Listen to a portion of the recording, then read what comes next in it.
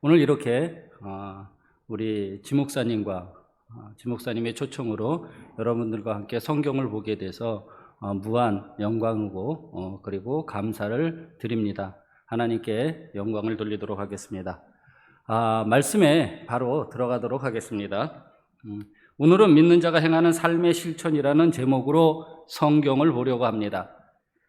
우리는 모두 주님을 믿기에 코로나를 불구하고 이 자리에 모여 주님 앞에 예배를 드리고 있습니다.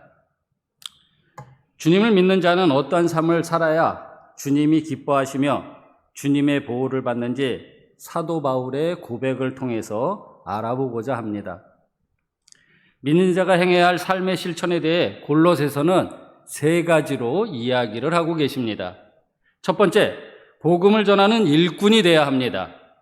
사도 바울은 본문 1장 23절에 나 바울은 복음의 일꾼이 되었노라라고 기록하고 있습니다. 여기서 복음은 헬라어로 유앙겔리온이라고 합니다. 이 뜻은 무엇이냐면 좋은 소식이라는 뜻입니다. 바울은 좋은 소식을 전하는 일꾼이 되었다고 고백을 하고 있는 것입니다. 바울이 전하고자 하는 좋은 소식이란 바로 에베소서 2장 1절에 그는 허물과 죄로 죽었던 너희를 살리셨도다. 또한 에베소서 2장 8절에 너희는 그 은혜에 의하여 믿음으로 말미암아 구원을 받았으니 이것은 너희에게서 난 것이 아니요 하나님의 선물이라 하신 것처럼 에베소서 1장 7절 우리는 그리스도 안에서 그의 은혜의 풍성함에 따라 그의 피로 말미암아 속량 곧 죄사함을 받은 선물로 죄로 죽을 수밖에 없던 우리의 삶이 그리스도 예수를 통하여 다시 구원을 받는 소식, 즉 이것이 좋은 소식이고 그것을 전하고자 했던 것이 바로 바울인 것입니다. 지금 이 자리에 앉아 계신 여러분들 또한 이 좋은 소식을 여러분들에게 전하고자 하실 것입니다. 그렇다면 이 복음을 전하는 일꾼이 되는 삶을 살아야 하는데 그 삶은 어떠한 삶이 되겠습니까? 여러분들의 소망은 무엇입니까? 소망은 어떤 걸 바라는 것이라고 합니다. 혹시 여러분들 소망이 어떤 것인지요? 돈을 좀 많이 버시는 것인지요? 저는 두 가지 소망이 있습니다. 첫 번째는 돈을 좀 많이 벌었으면 좋겠습니다. 아니, 목사가 무슨 돈을 많이 벌어? 사역을 열심히 해야지 하시는 분도 계십니다. 그런데 저는 오늘 우리 지목사님을 만나고 굉장히 감명받은 게 있습니다. 그것이 무엇이냐면 정말 국가와 나라와 그리고 국민을 위해서 애쓰시는 여기 계신 경찰직을 가지신 여러분들을 또 그분들을 위해서 선교센터를 짓고자 하시는 소망이 계셨습니다. 오늘 감히 말씀드리건대 제가 그 선교센터에 자그마한 주춧돌이 아주 작은 그러한 역할을 했으면 좋겠다라는 생각을 해봤습니다. 그래서 제가 열심히 일해서 많은 돈을 벌고 싶습니다. 저는 성도님들이 주신 돈은 하나님을 위해서 쓰시고 쓰게 되고 저는 열심히 제가 또 봉사하며 제가 갖고 있는 그것을 행함으로 인해서 그것을 통하여 하나님께 영광을 돌리고자 하는 그런 마음을 갖고 있습니다. 그리고 또 저는 좀 오래 살았으면 좋겠습니다. 죽지 않았으면 좋겠습니다. 여러분들도 오래 살고 죽지 않았으면 좋지 않겠습니까? 요즘 제가 그 진시황이 왜 불로장생을 그렇게 외쳤는지 알 것 같습니다. 정말 죽지 않고 살고 싶습니다. 근데 죽습니다. 그게 너무 안타깝습니다. 그렇지만 하나님께서 주신 말씀으로 인해서 죽지 않는 방법을 알았습니다. 에베소서는 영원한 죽음에서 다시 살아나는 구원의 은혜를 우리 주님이 우리에게 주셨다고 하였습니다. 그래서 저는 다시 죽지 않는 삶을 살 수 있는 소망이 어떠한 일에도 흔들리지 않는 삶을 살려고 노력하고 있습니다. 영원히 사는 삶을 주신 주님을 그분이 나와 여러분 그리고 모든 인간의 구세주 구원자이심을 이 땅에서 내 생명 다하는 날까지 전하는 자가 될 때 제가 죽지 않는 삶을 산다고 고백할 수 있게 된다고 믿습니다. 그것 때문에 오늘 저는 감히 여러분들 앞에서 이렇게 말씀을 전하고 있습니다. 오래 살기 위해서, 영원히 살기 위해서 오늘도 저는 여러분들 앞에서 이렇게 말씀을 전하고 있는 것입니다. 바울은 우리에게 골로새서 1장 5절 너희를 위하여 하늘에 쌓아둔 소망으로 말미암으니 곧 너희가 전에 복음 진리의 말씀을 들을 것이라 하여 영원한 생명의 소망을 이루기 위해 주님께서 주신 믿음으로 성령의 인치심을 받았으니 그 자체이신 주님을 전하는 일꾼이 되어야 한다고 했습니다. 그래서 저와 여러분은 이 복음 좋은 소식을 전하는 일꾼이 되셔야 하는 것입니다. 두 번째는 주를 기쁘게 하고 선한 열매를 맺고 하나님을 알아야 합니다. 골로새서 1장 10절에 보면 주께 합당하게 행하여 범사에 기쁘시게 하고 모든 선한 일에 열매를 맺게 하시며 하나님 아는 것에 자라게 하시고 라고 했습니다. 주를 기쁘게 하는 것은 화평함과 화목함, 이것을 실천하는 것이 우리 주님을 기쁘게 한다고 골로새서 1장 10절에 이야기를 하고 있습니다.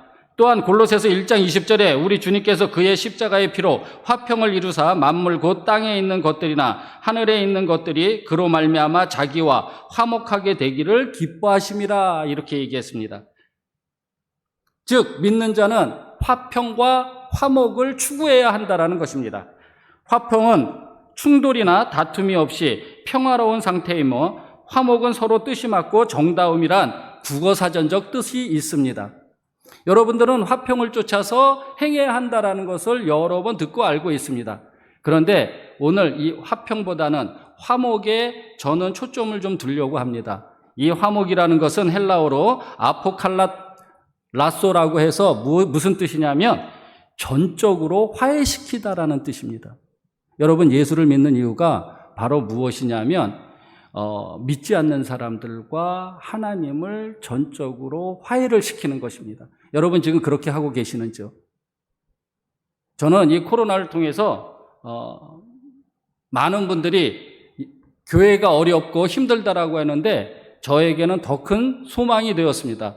왜냐하면 교회를 나가지 않는 분들이 더 많아졌고 그리고 예수님과 멀어진 사람들이 더 많아졌습니다. 그렇다면 우리 복음을 전하는 사람들은 더 많은 사람들에게 복음을 전할 수 있고 더 많은 사람들에게 하나님을 알릴 수 있다라는 것입니다. 그러니 얼마나 좋습니까? 우리가 죽을 때까지 이렇게 믿지 않는 사람, 사단의 밑에 있는 이 사람들과 하나님과 전적으로 화해를 시키는 역할을 우리가 하고 있으니 이 일이 얼마나 좋습니까? 여러분들 이 일에 기뻐하셔야 합니다. 그래서 화평함을 쫓고 화목함을 쫓아 나아가는 그러한 믿는 자녀가 되어야 한다는 것입니다. 우리 주님은 충돌이나 다툼이 없는 평화로운 상태를 만드셨고 또한 죄로 인한 우리의 허물을 하나님과 전적으로 화해시키는 분이라고 말씀하고 계십니다. 그렇듯 우리 또한 믿지 않는 사람들에게 주님이 구원자이시고 구세주가 되신다는 좋은 소식을 전하는 것이 하나님과 전적으로 화해시키는 것이며 그것으로 충돌이나 다툼이 없는 평화로운 삶이 되는데 바로 이것으로 주님을 기쁘게 하는 것입니다. 그리고 모든 선한 열매는 바로 성령을 따라 행할 때 맺는 열매인 것입니다. 갈라디아서 5장 16절 내가 이르노니 너희는 성령을 따라 행하라. 17절 육체의 소욕은 성령을 거스리고 성령은 육체를 거스리나니 이 둘은 서로 대적함으로 너희가 원하는 것을 하지 못하게 하려 함이니라 하였습니다. 그러면서 19절 이하에 육체의 일을 나열하는데 그것은 음행, 더러운 호색, 우상숭배, 주술, 원수 맺는 것, 분쟁, 시기, 분냄, 당짓는 것, 분열, 이단, 투기, 술취함, 방탕함 이런 것들을 하는 자들은 하나님의 나라를 유업으로 받지 못한다고 이야기를 하고 있습니다. 전체적으로 여기에서 이야기하는 우리가 지금 알고 있는 이 뜻과 헬라어에 번역되어 있는 뜻이 약간 차이가 있습니다. 그래서 잠깐 설명을 하고자 합니다. 음행이라는 것은 무엇이냐면 매음이라는 것입니다. 아마 저보다 여러분들이 더 잘 아실 것입니다. 그러니까 성매매를 한다라는 이 매음의 뜻이 있고 또 하나의 헬라어적 의미가 있는데 그것은 무엇이냐면 근친상간이라는 것입니다. 지금 우리나라에 이런 일들이 얼마나 많이 자행되고 있습니까? 아마 이 일들을 겪고 그것을 알고 계시는 분들은 저보다는 여기 앉아서 지금 일을 하시고 계시는 여러분들이 되실 것입니다. 하나님께서는 이렇게 꼭 집어서 우리가 하지 말아야 할 것을 이야기하고 계십니다. 그리고 또 더러운 것은 불결하고 불순한 것을 이야기하며 호색은 방탕하고 방종하는 것이라고 이야기합니다. 주술은 여러분 마법이고 어떤 점을 모르고 이런 것을 뜻하기도 하지만 헬라어 번역에는 무엇을 뜻하고 있냐면 이거예요. 약물을 뜻하고 있는 거예요. 지금 놀랍게도 이 약물에 의지하는 사람들이 얼마나 많이 있습니까? 제가 대장 내시경 검사를 받으려고 한 달 전에 이렇게 검사를 받았습니다. 그런데 그걸 뭐라 그러죠? 내시경 받기 전에 이렇게 하나 둘 셋 세세요 졸음이 옵니다 이렇게 넣어주잖아요. 약물을. 그게 무슨 약물인지 저는 잘 모르겠어요. 근데 그 약물을 이렇게 하면서 하나 둘 셋 넷을 세는 순간 저도 모르게 엄청난 이 행복감을 느끼면서 잠을 자게 됩니다. 그러니까 힘들고 어려운 사람들은 이런 걸 찾을 수밖에 없겠다라는 생각을 해봅니다. 여러분, 이런 것 또한 하나님 앞에 범죄가 된다라는 것을 우리가 알아야 한다라는 것입니다. 또 여러분, 다른 것보다도 술 취하는 것은 왜 성경에서 술 취함에 대해서 얘기하느냐? 이 술 취함이라는 것은 바로 중독을 뜻하기 때문에 그렇습니다. 이렇게 옳지 않는 것들을 하나님께서는 하지 말라고 이야기하고 계시는데도 불구하고 많은 믿는 자들이 이 일을 하고 있고 또 그것을 바라보고 있다라는 것입니다. 그러나 믿는 자는 이것을 멀리해야 한다라는 것입니다. 그리고 반대로 선한 열매인 성령의 9가지 열매, 사랑, 희락, 화평, 오래 참음, 자비, 양성, 충성, 온유, 절제를 행해야 된다고 말씀하시며 24절에 그리스도 예수의 사람들은 육체와 함께 그 정욕과 탐심을 십자가에 못 박았다고 기록하였듯이 믿는 사람의 삶은 바로 선한 열매인 성령의 9가지 열매를 맺고자 하며 노력하는 삶을 살아야 합니다. 그리고 또한 하나님을 아는 것은 바로 하나님의 뜻을 아는 것으로 채우는 것이라고 골로새서 1장 9절에 기록하였습니다. 그럼 하나님의 뜻은 무엇일까요? 하나님의 뜻에 대해서 성경은 딱 두 군데 이것이 하나님의 뜻이라고 해서 나타나 있습니다. 그 첫 번째가 데살로니가전서 4장 2절에 보면 우리가 주 예수로 말미암아 너희에게 무슨 명령으로 준 것을 너희가 아느니라. 하나님의 뜻은 이것이니 너희가 거룩함이라. 곧 음란을 버리고 이렇게 말씀하시고 또 데살로니가전서 5장 16절에서 18절 항상 기뻐하라 쉬지 말고 기도하라 범사에 감사하라 이것이 그리스도 예수 안에서 너희를 향하신 하나님의 뜻이니라 이렇게 얘기했어요. 그러니까 여러분들이 하나님을 안다라는 것은 무엇이냐면 거룩한 생활을 하려고 노력을 해야 된다라는 거예요. 그리고 언제 어느 때나 기뻐하는 삶 그리고 감사하는 삶을 살아야 된다고 하는 것입니다. 음란을 버린 거룩함과 항상 기뻐하고 쉬지 말고 기도하고 언제나 감사하는 것 이것이 하나님의 뜻이라 하였습니다. 믿는 우리는 무엇보다 이것을 실천해도 하나님을 아는 것으로 하나님의 뜻을 이루며 사는 삶이 된다라는 것을 명심하십시오. 여러분 하나님의 뜻이 무엇이에요? 2가지. 그것만 기억하시면 돼요. 그런데 우리가 여러 가지를 하려고 보니까 어떠니 불협화음이 생긴다라는 것입니다. 이 불협화음이 생기다 보니까 화평과 화목을 깨트리게 된다라는 것이죠. 주께 합당하게 행하며 주를 기쁘게 하고 선한 열매를 맺는 삶이 되는 것이 2번째라고 말씀드렸습니다. 그러면 이제 3번째, 믿는 자의 삶의 실천은 무엇이냐? 바로 기도하는 삶을 살아야 하는 것입니다. 좀 전에 제가 말씀드렸다시피 데살로니가전서 16장에 쉬지 말고 기도하라고 했어요. 여러분들 아까도 우리 간사님께서 기도하시면서 얘기했습니다. 늘 쉬지 않고 기도하는 것. 그 다음에 어떻게 해요? 기도 쉬는 죄를 범치 않는 것. 믿는 사람은 무엇보다도 기도 쉬는 죄를 범치 않아야 됩니다. 여러분들 기도를 많이 하셔야 됩니다. 무엇보다도 기도하는 믿는 자가 되어야 됩니다. 기도하지 않는 자는 자기가 하는 것이고, 기도하는 사람이 바로 하나님을 의지하고 하나님과 함께 한다라는 것입니다. 기도는 100번 이야기해도 부족함이 없습니다. 제가 지금 저희 전도사님들과 또 신학생들과 함께 지금 천일 기도회를 하고 있습니다. 제가 지금 천일 기도회를 3번째 하는데 2번을 실패했습니다. 저 혼자 천일 기도하는데 780번째 가서 실패를 했습니다. 얼마나 아까운지 모르겠습니다. 근데 그 실패한 게 무엇이냐면 신학 공부를 한다 그래서 실패를 한 거예요. 이럴 수가 있겠습니까? 그래서 이번에는 안 되겠다. 정말 천일 기도회를 한번 성공해보자. 이 코로나 때 천일 기도회를 또 시작해서 오늘이 360일째가 됩니다. 5일만 있으면 1년이 돼갑니다. 제가 제 자랑하는 게 아닙니다. 여러분, 매일매일을 기도하며 사셔야 합니다. 기도하지 않으신다면 그것은 하나님을 믿는다라고 할 수 없습니다. 기도는 하나님을 의지하는 수단입니다. 또한 간절함의 표현이기도 합니다. 그리고 기도는 무엇보다도 사랑인 것입니다. 오늘 아주 잠시 우리 지목사님과 이렇게 말씀을 들었는데, 저는 지목사님이 갖고 계신 그 소망이, 그 계획이 이 사랑이 없으면 안 된다라는 걸 깨달았습니다. 여러분들, 이 북한에 있는 분들, 그분들을 생각하면 마음이 아픕니다. 그런데 오늘 제가 처음 듣고 깨달은 건 그 북한에 있는 사람들을 선교할 수 있는 분들이 지금 이 자리에 계신 여러분들이라는 것입니다.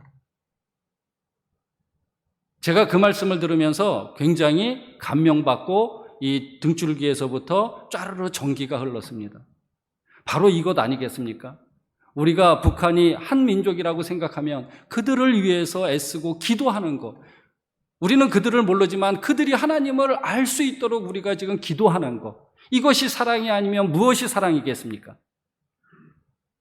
사무엘상 12장 23절, 나는 너희를 위하여 기도하기를 쉬는 죄를 여호와 앞에 결단코 범하지 않는다 그랬어요. 누구를 위해서 기도하는 거? 너희를 위해서, 백성들을 위해서 기도하는 걸 기도 쉬는 죄를 범치 않겠다 그랬어요. 이것이 얼마나 큰 사랑입니까? 또한 야고보서 5장 15절에 보면 믿는 사람의 기도는 병든 자를 고친다 그랬어요.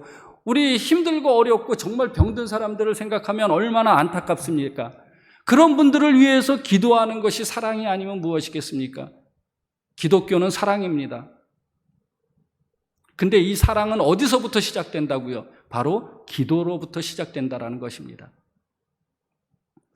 기도는 또한 감사함입니다. 골로새서 1장 4절에 우리가 너희를 위하여 기도할 때마다 하나님 곧 우리 주 예수 그리스도의 아버지께 감사하노라 이렇게 얘기하고 있습니다. 아니, 여러분들이 힘들게 기도하면서 하나님께 감사할 일이 뭐가 있겠어요?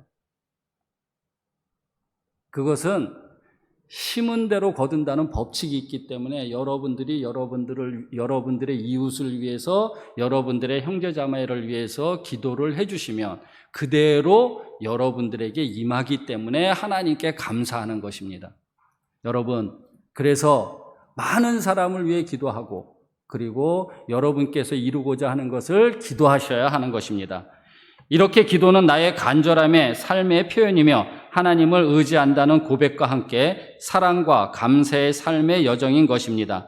믿는 사람들은 반드시 기도를 해야 합니다. 이 기도가 바로 우리가 쉼을 쉬는 것과 같은 영의 호흡이라고 이야기를 하고 있습니다. 저와 여러분 지금까지 살아오면서 예수님을 나의 구원자로 구세주로 믿고 살아왔습니다. 이제 앞으로 다가오는 삶 또한 믿음의 자녀로 살아가시길 기원합니다. 오늘 저는 믿음의 사람으로 행해야 할 것에 대하여 성경을 통하여 말씀을 드렸습니다. 첫 번째, 복음인, 좋은 소식인 복음을, 그리고 그 복음의 주체이신 우리 주님이 구세주이며 구원자 되심을 전하는 일꾼이 되어야 합니다. 두 번째는 주께 합당하게 행하며 주를 기쁘시게 하는 것, 화평과 화목을 도모하며 모든 선한 일의 열매인 성령의 9가지 열매를 맺고 하나님을 알기 위해 일꾼이 되며 언제 어디서나 기도하는 삶을 사는 일꾼이 되어야 합니다. 이것을 실천해 나가시는 저와 여러분이 되시길 주님의 이름으로 기원합니다.